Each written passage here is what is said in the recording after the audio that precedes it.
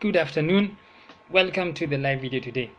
So today I was going to do another topic, but then I just saw last minute a headline that the Narok girls were going to be forced to undergo a pregnancy test, and I thought that this is a topic that I need to tackle because the violation of their rights is so profound here that I had to change the topic. So I believe that the involuntary testing of the girls from Narok has a negative impact on our society, whether we choose to believe so or not, and that is especially true for the girls. It will impact them greatly. Now, how does it have an impact on the girls specifically? It's a violation of their privacy, right? Deterrence is unlikely also, so it won't really help in terms of ending this vice. And for us as a society, it's problematic because it's a slippery slope, and it may eventually lead to things that might harm us, although now it is starting with the violation of the girls' privacy. So just to say, involuntary testing of girls from Narok is a gross violation of their privacy and an act of impunity. That's what I believe. Now, just for a bit of background for this story, did you know that 18% of adolescent girls between the ages of 15 and 19 in Kenya, they are mothers? That's 18% of girls between ages of 15 and 19 are mothers. That's a whole, those are many mothers in our country. And these are young mothers, and they're starting life from, their babies will be starting life from a disadvantaged position, because now they'll have a mother who's still trying to discover herself, a father who's probably not there, and a society that is alienating them as opposed to supporting them. So that's a sad statistic. Now, again, I think we need other statistics. 1 in 5 girls between those that I've already given. 13 teenage girls drop out of school every year due to pregnancy. 13,000 teenage girls, they drop out of school every year because of pregnancy. So again, it's not only that they are pregnant, it's not only that they'll become young mothers, it's not only that their kids are likely to start from a disadvantaged position in life, it's that their mothers also drop out of school. So their mothers are also, the disadvantage continues and it increases. And perhaps that is why people are feeling this need that something needs to be done, because a problem is developing in society. So Narok County specifically, it has the most cases of teenage pregnancies, accounting for 44.4%, I think, of the population within their area. So that's a very, very high number of pregnancies within Narok, and the leaders there, they feel that they need to get a hold of this situation. So the county commissioner in Narok, he decided that he will subject girls to pregnancy tests before they return to school. The idea is that perhaps they got pregnant during the holidays, let's say this holiday, so by next year when they go back to school, they need to test them. Did you get pregnant? Who impregnated you? And all of those things. But they're not only testing for pregnancy, they're also testing for FGM. Now, FGM is a problem, female genital mutilation. It's a problem because it leads to death. Many girls die when they undergo it. It leads to pregnancy complications. Many girls have complications as they're giving birth, and it leads to the violation of privacy. So I'll talk about that as we go. Now, just to start on the first point, the violation of privacy. Where did the violation of privacy begin? Where did it start? It started from what is called the castle doctrine. It means that my house is my castle. No one has, you are a sovereign over your castle. No one has the right to enter your castle unless you give him permission to enter your castle. Similarly, the king is sovereign over his castle. No one enters the king's castle unless the king accepts that person to enter his castle. So in the same case, nobody enters your house, nobody messes with your property, and nobody messes with you, because the number one property that you have is yourself, right? Thoughts, emotions, and all of those things are also part of your of your property, and you have a right to guard them and guard them jealously. And when people violate those, let's say you write something down on a diary and somebody decides to share it to the public, that is a violation of your privacy, because those are your thoughts and they're private, and they're your property, and it's your castle. Nobody should use it unless you give them permission to use it. So in this case, when it comes to the girls, their body is their castle. It's their castle, and nobody has a right to intrude upon that castle without their consent. And here you have a commissioner who's saying that they will get tested. It's not that he'll talk to them so that they can get tested. He'll talk to their parents who can talk to them that they'll get tested. They will get tested, and it's a directive to the heads of to the principals within the area and those other people. Now here's the funny thing, here's the irony of this directive. First, when it comes to FGM, it's not really like the girls have a choice. It's a cultural matter. You undergo FGM or they alienate you in society. Here we are responding to that violation by violating their rights again, by violating their privacy again. And you see, what two wrongs do not make it right. And the same arrogance that calls people to, that refuses to reason, that refuses to accept that FGM is wrong, is the same arrogance that is now people are using to test these girls without their consent. Again, pregnancy is sex is a very private matter. Pregnancy is a very private matter. And the knowledge, the people who know that you're pregnant, when you're pregnant, who impregnated, those are very, very private matters. And to bring the government into it, to bring the school into it, to bring your teachers, your friends, everybody into it, it's no longer a private matter. And private, when something is private to you, that's your castle. Nobody's supposed to know, to enter those private matters without your consent. And here we have people entering against their consent. I wanted to give an example of, there's a unit during World War II. It was a Japanese unit. Japan was a very hardcore society when it came to dealing with other people. And in World War II, what it did is that it established a medical facility in northeast China, and it was called Unit 731. And in this unit, what they did was that they took Chinese men and Chinese women. I'm going to say just one of the violations. There are many. So when they put them in a room, and then they told them that you guys have to have sex, and if you don't have sex, we're going to kill you. And the intention was the person who refuses to have sex with the other, the Japanese would shoot that person. So eventually people, okay, we all want to live. So they had sex with each other.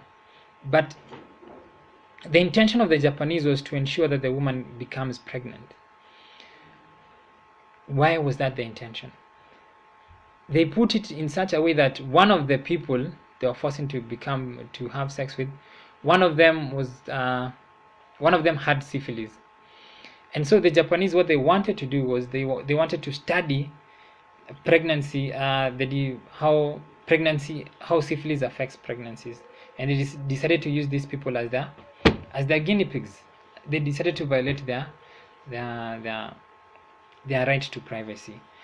And okay, that's just an extreme example of it, but what I'm trying to say is that as soon as we identify a certain class of people who are not worthy of the right of privacy, then it's a justification for doing whatever we want to those people. And we'd only realize that that is a gross violation when it happens to us, right? If you're a lady right now and somebody was to force you to take a pregnancy test, and then it's not just your parents but the school that's forcing you, how would that make you feel? When the entire school now, let's say the school heads, they know whether you're pregnant or not. When the directive comes from a government official, right? Okay, I'll go into the slippery slope later. I believe that only the parents have a right to subject a woman to a pregnancy test, a girl to a pregnancy test, because they live with her privately. They have an obligation to maintain that private a private conversation with her. Yeah, just basically only the parents have the right to subject a lady to a pregnancy test. At the end of the day, they are the only people who will back up 100% whether she's pregnant or not. The school or the government will have a right to subject a girl to that if they believe that the parent violated that right. If one of the parents violated that right, and in that case they also need consent from the other parent. If that consent is not forthcoming, then they might have to go ahead, but only insofar as the parents have refused and a crime is being committed, not a matter of consent. So just not to focus on that too much. Deterrence is unlikely when we use this kind of tactics, because now we're using the law, we're using force to deal with a cultural matter, a matter that the Europeans found and they also found difficult to deal with. And I wanted to give just an idea. How do you deal with cultural matters? The Kikuyu, they used to practice FGM, but FGM right now is very low amongst the Kikuyus. So why did it drop amongst the Kikuyus? It's prevalent amongst the Samburu, the Maasai, the Kisii, and the Somali. And funny statistic, they say that its prevalence is around 27% nationally. That's a very, very high now. May I didn't know. I thought it was around 5% or something. So anyway, why is it still prevalent among the Samburu, the Maasai, the Kisii, and the Somali? Because most of the Bantu tribes used to practice it. Studying why there's this, why a certain group there wasn't change in a certain group and there was change in another group might give us an idea of how to deal with FGM now specifically, right? And one of the things that I would say is that one of the reasons why it's because the culture changed. The culture among the Kikuyu changed. They adopted more, let's say, Western thoughts, Western ways of living, and they decided that they found that these ways were better than their current ways of living. Like when women became independent, when they became rich, when they became powerful, they found that why? They started to, why is FGM necessary? Why can't a woman have sexual pleasure as she pleases, right? And with this independence, with these new thoughts, then FGM, it slowly died out, and it will continue dying out. That's my opinion. And I wanted to give an example of Roman society. What Rome used to do, like, I don't know if many people know this, but Rome founded London and other cities in the UK, most of the cities in the UK. And when it first it came by force, of course, and it conquered. But in terms of subjugation, because after you conquer, now you have to maintain that power. What Rome did is that it turned those people into, let's say, like Romans. They accepted Roman ways of living. They saw that these Romans have laws, these Romans have roads, these Romans have like a system of governance that is more acceptable and less barbaric than what we had. These guys have baths, these guys trade, these guys, they do all of these things. And so the acceptability of Roman culture, Roman culture became more acceptable as people saw that their ways were perhaps better than other ways. Again, you'd also notice that the parts that Rome conquered within the UK went on to conquer the other parts that Rome did not conquer, because they had already built a system, and the people who were left there, they just picked up on that system, and the others who did not adopt the Roman system, they were conquered because they didn't have that governance structure. Anyway, that's a deviation, but the point is, to change the people, to change the culture, you need to change their hearts. You need to show them that a new culture is more acceptable. You need to, like now, you need to focus on the women, the independence among the women. You need to focus on things like poverty rates. You need to focus on things like exposure to the outside world, exposure to other communities within Kenya, exposure to other ideas. That's what you need to focus on. When you put the law, it's a problem, and it doesn't solve because it goes underground. Again, since the British came in around 1900s to today, FGM is still ongoing. The British used laws to try to end it. Kenyatta, Moi, everybody used laws. It's still not going away. Why? Insanity is practicing the same thing over and over again. expecting the same results. In this case, it won't work. Okay, so the final point, it's a slippery slope. The state will continue exercising this power without end, and new moral standards will develop, right? Because right now everybody might think that, you know, yes, we need to test those girls by force. These ladies are having sex. This number of teenagers are pregnant, and we need to stop it. And if you think about it, there's a rationale behind it, because you can't expect that kids would reason very, very, very well, right? Such that now we need to impose our reason on them.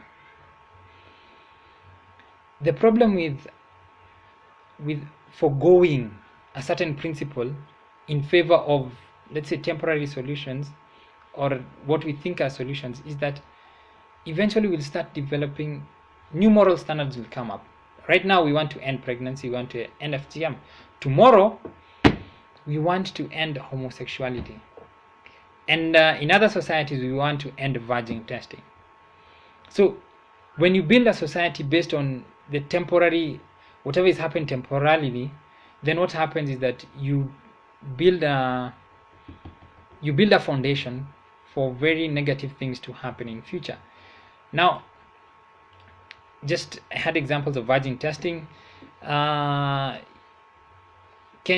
Nuzi, girls of Sudan, they were married before puberty, and the adult men would inspect them manually for virginity. There are other cases where the older women would inspect women manually for virginity, and all of those things. And what are we doing here? We're inspecting girls manually to see if they're pregnant. And we're not doing so by their consent, by talking to them. We're forcing them. And it's not even their parents who's doing it. We're not even asking their parents to do that. It's a government directive. And government directives, they end up badly.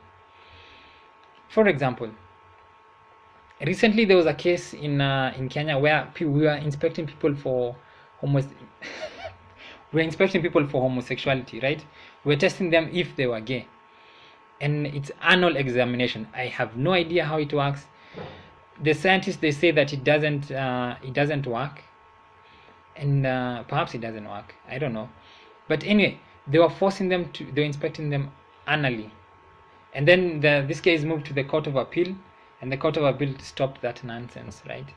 But it only stopped that nonsense in Kenya. In Tanzania, the nonsense continued, because 10 men were arrested for allegedly conducting same-sex marriage, and they were forced to. I think they are facing annual examination. I think they've already faced that annual examination. And that's what happens to our society. Yes, at first, right now, it's forced pregnancies, testing for pregnancies. The next time we'll test for homosexuality. The next time we'll test for virginity. The next time, like in Kenya, what they did was that they also wanted to force them to submit HIV tests. They said that authorities forced them to submit HIV tests. So again, now you see there's another development, forcing people to have HIV tests. Here's the thing.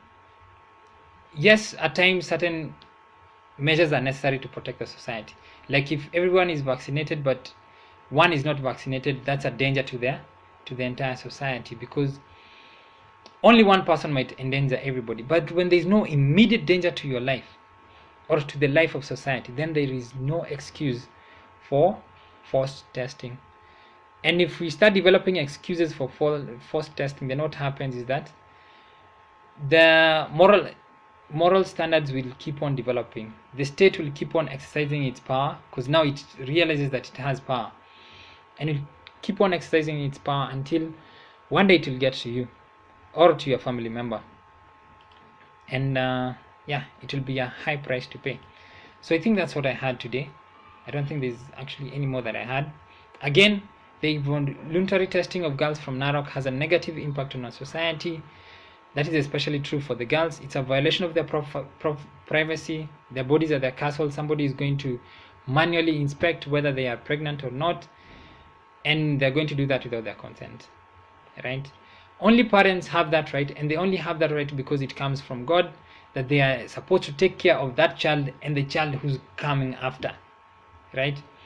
The state is only doing this because it has a kind of moral standard that it has developed, and it will continue developing those moral standards as time goes. Anyway, deterrence is unlikely because this thing is a cultural issue. It is not a legal issue. It's a cultural issue, and you have to deal with it culturally. Yeah, like it's not very much practiced amongst the Kikuyu. And then it's a slippery slope. I've already said that. We move down, we'll continue. Virginity, homosexuality, HIV will continue. Why? Because we are foregoing a principle. The higher principle is the right to privacy, that you are your own castle. Anyway, two wrongs do not make a right. Other approaches to this issue are necessary. So that's what I had today. Please give me topics. I don't have topics. I need topics. I need controversial topics. And also ask questions. And thank you for watching. I will see you tomorrow at 5 p.m. Have a good day. Have a good afternoon.